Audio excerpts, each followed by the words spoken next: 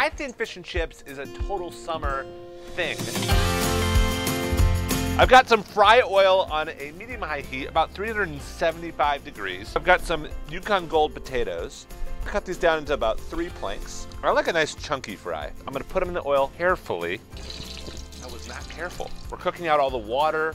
I'm gonna make a batter for this fish. The batter could not be more simple. I've got a little bit of flour. Did I measure it?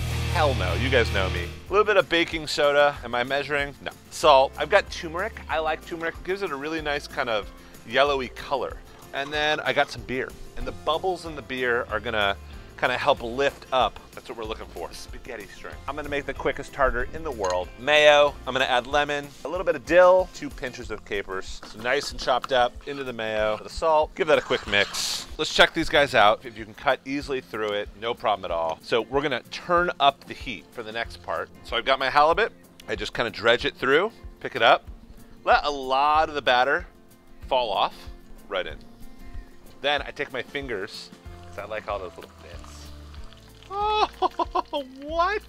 The texture of the actual batter, right? It's let a lot of that oil drop off. Grab all these little bits that dripped off my fingers. You know that stuff is legit. French fries go back in, all right? I'll see you in about 2-3 minutes. All right, so the fries look beautifully golden brown. I mean, look at that. That is awesome. Carefully, my fish. A little bit of these crispies.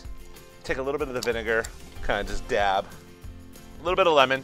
Of course, our little homemade tartar. I got some fresh herbs.